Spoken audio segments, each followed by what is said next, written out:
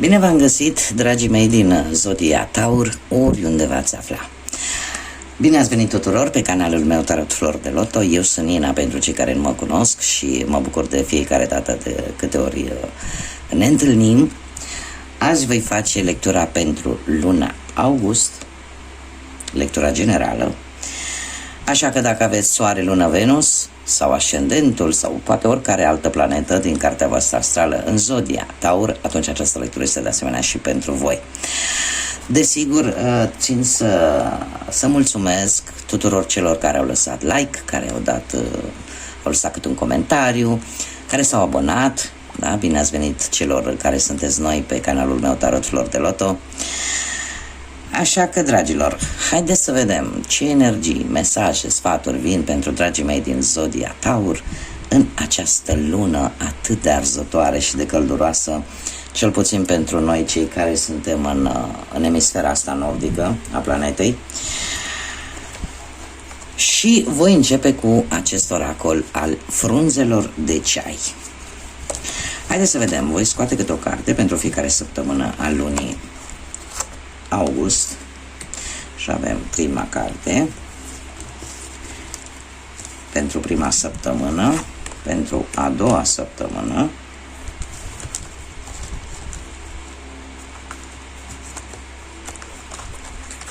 a treia săptămână și a patra săptămână. Bun. Haideți să vedem, dragilor. Se pare că în prima săptămână o să fiți foarte atenți sau foarte focusați, aș zice, pentru că va fi timpul să ieșiți dintr-o anumită situație. Acum, situația poate să fie legată de orice aspect al vieții. Da?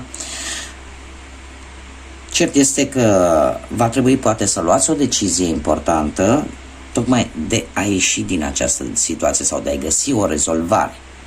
Da? Poate să fie pe plan amoros, poate să fie pe plan profesional, familiar. Da? În a doua săptămână avem ceainicul, care ne vorbește de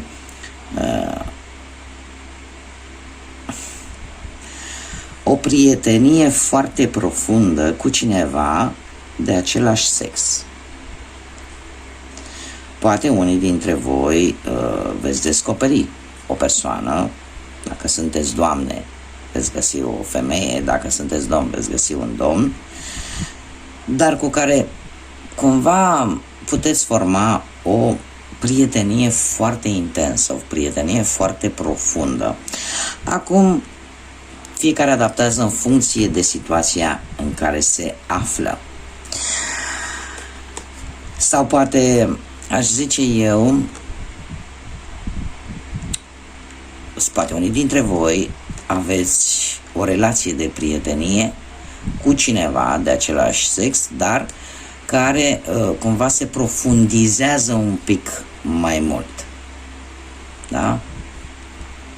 În a treia săptămână avem delfinul. Posibil să aveți un câștig financiar. Dar de obicei, acest câștig, cel puțin această carte, îmi vorbește de un câștig care vine din ceva ce voi ați făcut în trecut. O acțiune pe care voi ați făcut-o în trecut și se pare că cam în a treia săptămână din luna lui august, rezultatul a ceea ce voi ați făcut în trecut va ajunge la voi sub forma asta unui câștig financiar. În a patra săptămână avem litera V, care ne vorbește de ce poate să ne vorbească litera V decât despre o victorie. Despre o victorie, vei avea o victorie la sfârșitul lui august. Acum, în ce va consta această victorie? Probabil că fiecare va vedea, pentru că este general. Da? Aceste cărți ne vorbesc de toate aspectele vieții, așa că trebuie să adaptați. Cert este că veți obține o victorie importantă. Haideți să vedem ce ne spune și acest oracol al călăreților de dragoni sau cavalerilor de dragon, ce mesaj au pentru voi în această lună august. Și am ales special acest oracol. De ce? Pentru că e cu dragoni și dragonii ce scot foc, așa cum suntem și noi, cu atât de mult foc în jurul nostru. Și avem pe Marte cu Cirtas, așa se numește acest dragon, care ne vorbește de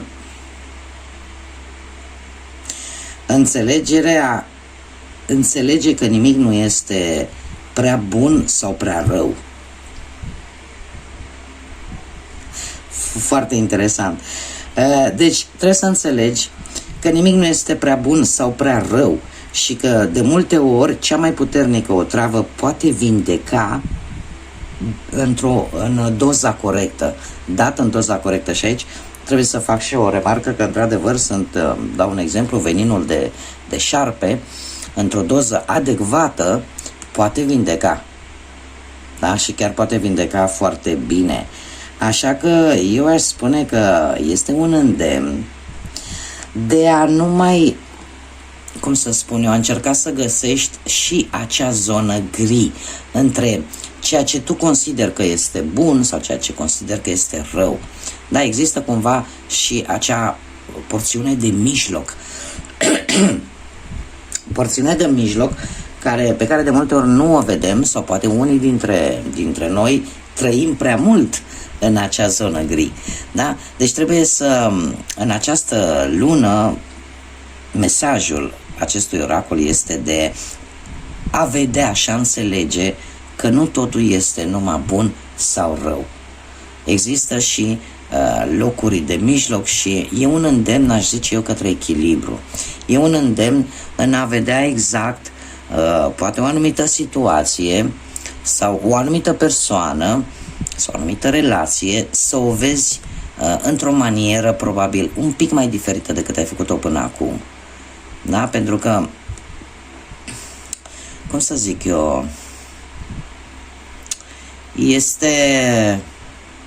de multe ori tindem să spunem că, nu știu, o situație, o persoană este rea sau este bună, dar nu suntem atenți la probabil motivele pentru care noi vedem acea persoană rea sau o vedem bună, sau vedem situația rea sau o vedem bună. Și atunci trebuie să mergem un pic și în zonele de gri, da? În zonele alea de mijloc, pentru că așa cum cea mai puternică otravă poate vindeca, dar cu doza adecvată, așa se întâmplă și în viață. Da? Să găsiți acel echilibru și zona aia de mijloc. Și probabil motivele care pe voi vă fac să vedeți lucrurile mai rele sau mai bune. Haideți să vedem ce ne spune și tarotul. Mesaje, sfaturi, energii care vin pentru dragii mei din Zodia Taur în luna lui august, în funcție de ce gândiți, ce vă doriți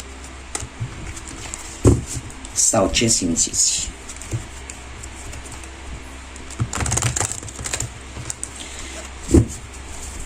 Nu este o lună rea și eu aș spune că în prima săptămână, cu această găleată vărsată și e timpul să ieși dintr-o anumită situație. Probabil că e o situație care pentru unii dintre voi s-a tot tergiversat, s-a tot întârziat în luarea unei decizii și se pare că prima săptămână din august este un bun moment să luați această decizie. Haideți să vedem ce ne spune și tarotul.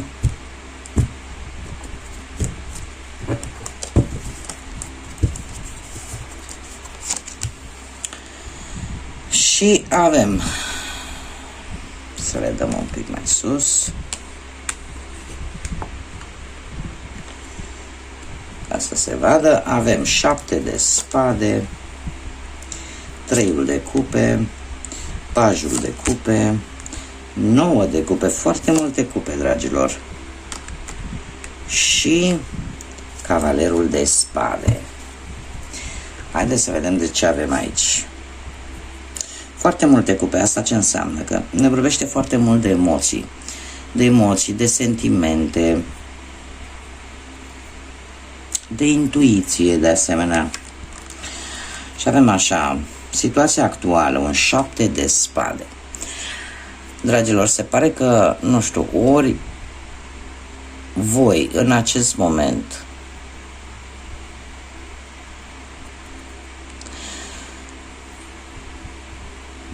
nu știu, ori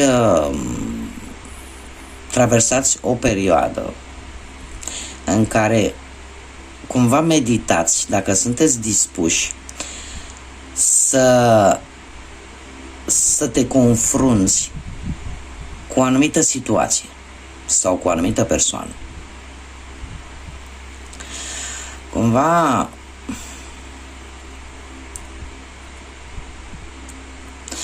e posibil unii dintre voi să aveți lângă voi sau în jurul vostru persoane care cumva nu mai pot prezenta foarte multă încredere.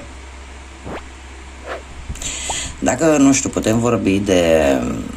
dacă vorbim de viața profesională, probabil că într-o anumită măsură șefii voștri, probabil, cei care aveți șefi, nu au încredere în voi. Da? Nu au încredere în voi și pentru cei care, de exemplu, voi sunteți șefi, da? Ar trebui să aveți un pic mai multă grijă cu anumiți angajați.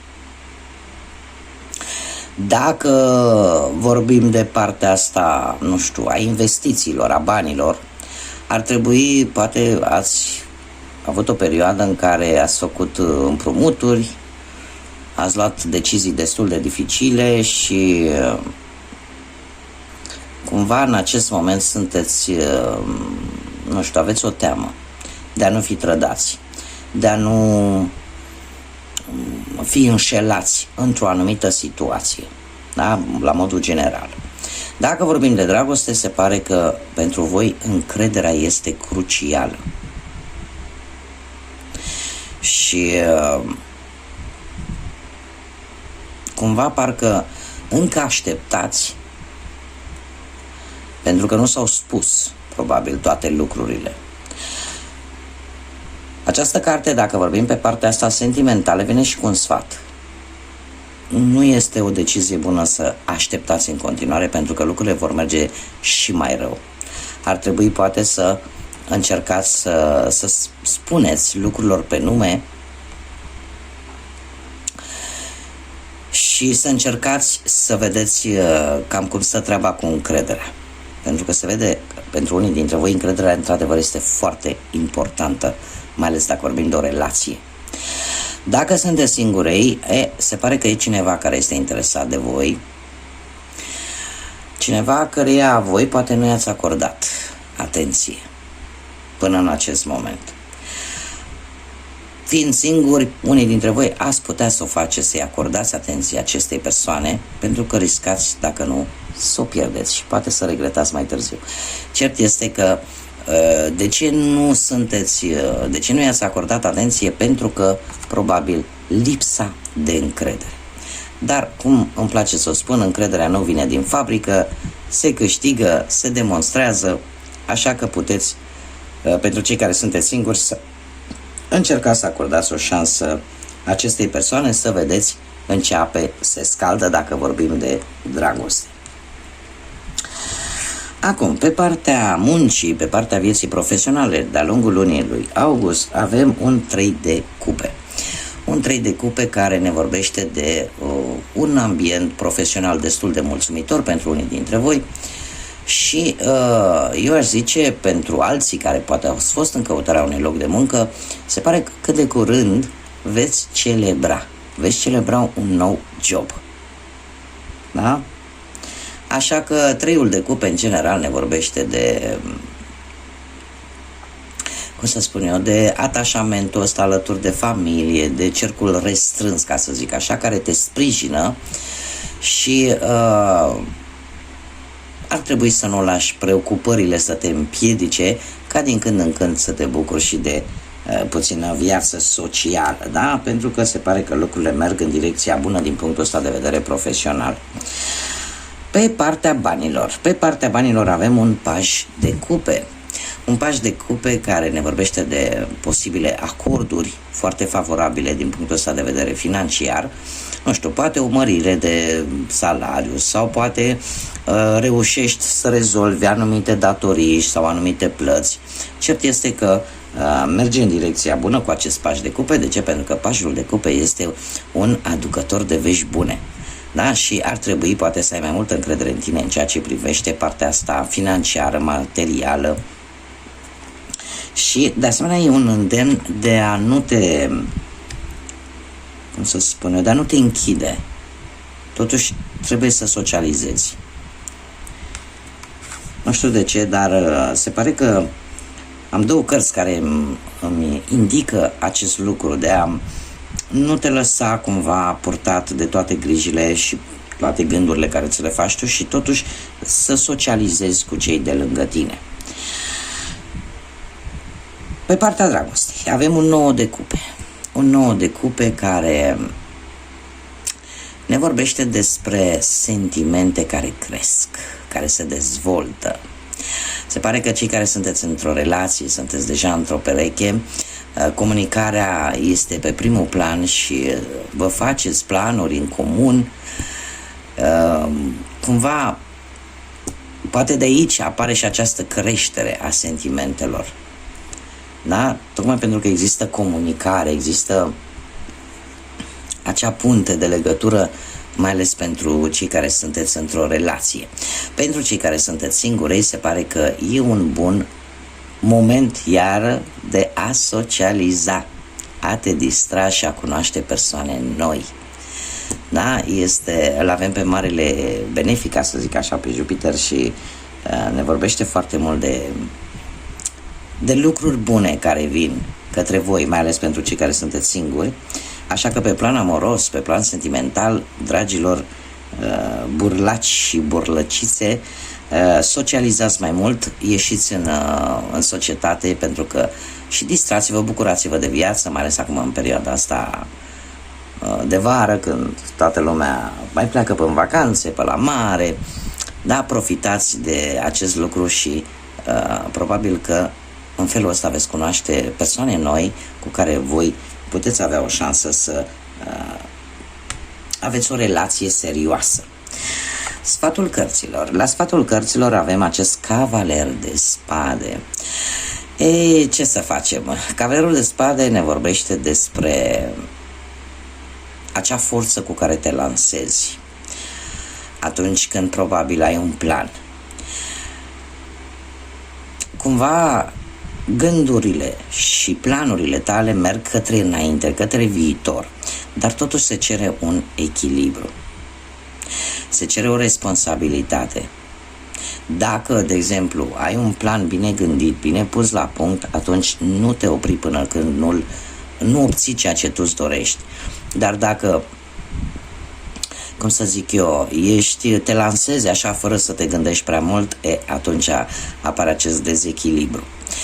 Poate că este momentul în această lună august pentru unii dintre voi în care, cum să zic eu, poate cei care sunteți într-o relație și ați avut o perioadă așa un pic mai dură, ca să zic așa, apare o nouă reîmpăcare. Da? Cumva distanța dintre voi începe încet să se scurteze, dar trebuie să existe comunicare în primul rând și e un îndemn, de fapt, această carte, mai ales pentru cei singuri, de a trece la acțiune. Pentru că iubirea vine către tine, dar trebuie să ieși înainte, trebuie să o întâmpini, da? Sau trebuie să o cauți. Și ajungem iară la acel îndemn de a socializa mai mult.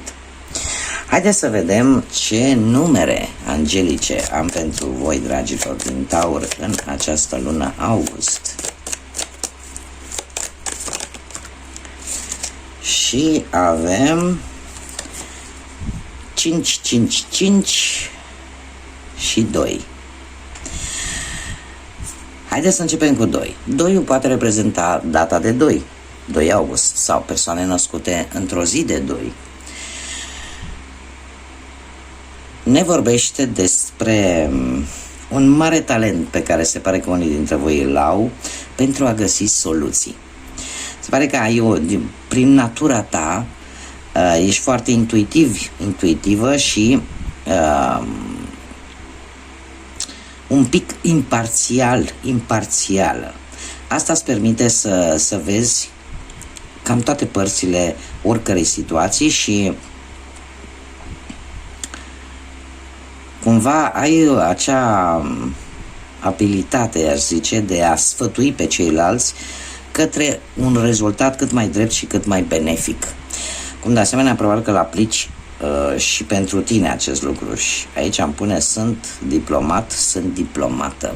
Asta îmi spune că unii dintre voi abordați anumite situații, anumite probleme care apar în viața voastră într-o manieră foarte diplomată și foarte intuitivă în același timp. Lucru care se va întâmpla și în această lună.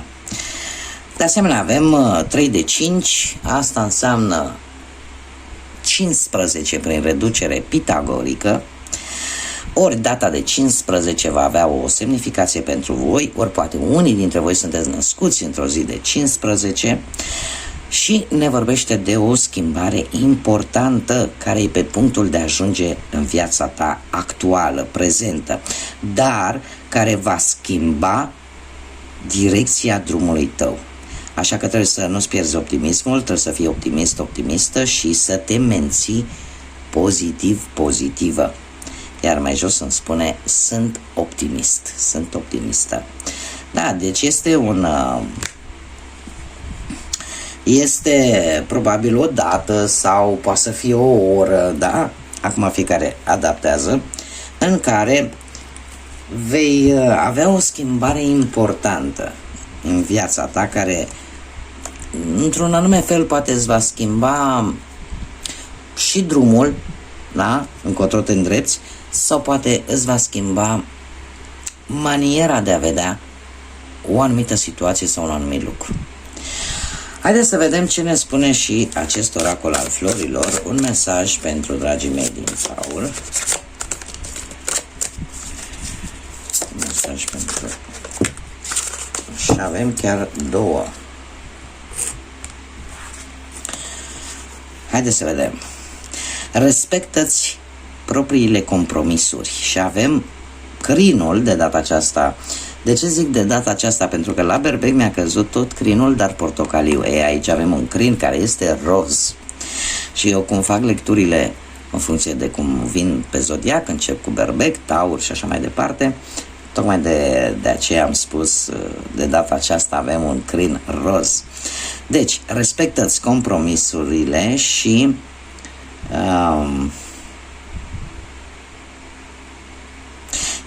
ești destul de solid pentru a menține o promisiune pe care ai făcut-o.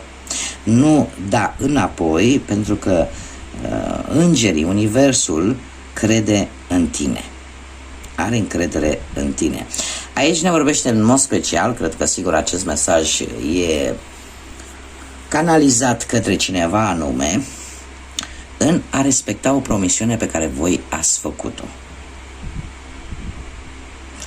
Și se pare că acum fiecare adaptează, pentru că eu nu știu fiecare ce promisiune a făcut, dar este o promisiune care cumva e ca și cum ai zice, dacă nu pot să mă țin de cuvânt. Și se pare că nu trebuie să dai înapoi, pentru că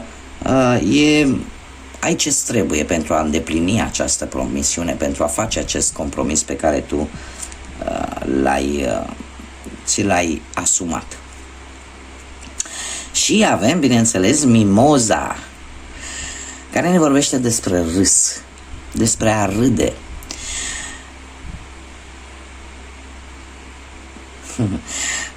Cumva ridică-te atât pe tine însuți, cât și pe cei care te înconjoară, pentru că ai un râs, cum să spun eu, foarte blând.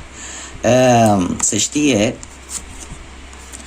că râsul, în momentul în care noi râdem, organismul nostru, sistemul nostru hormonal, produce un hormon, hormonul fericirii, care în afara faptului că ne dă o stare de bine, la nivel anatomic în interiorul nostru se produc niște procese extraordinar de curative și extraordinar de pozitive pentru noi. Așa că râsul este sănătos. Așa că nu ezitați să râdeți. Să râdeți din tot sufletul, pentru că râsul vostru e cumva molipsitor, aș zice. Da? Și bine dispune și pe cei de lângă tine. Haideți să vedem litere de persoane, de nume de persoane, de porecle, de pseudonim, da? De persoane cu care voi puteți interacționa în această lună august. Avem prima literă, litera H.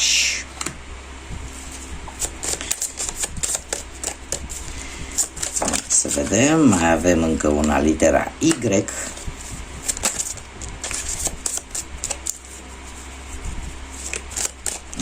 E una aici care nu vrea deloc să intre. Litera A. Litera P de la Petre. Și încă două litere. Haideți să vedem. Litera L. Și încă una.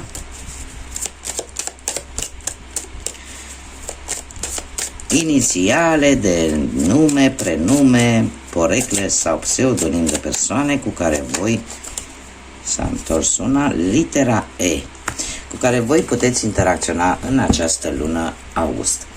Bun, dragilor, aceasta a fost lectura pentru voi, pentru această lună călduroasă august. Eu vă doresc să aveți parte de căldură sufletească și de răcoare, de răcoare pentru că ne-am topit.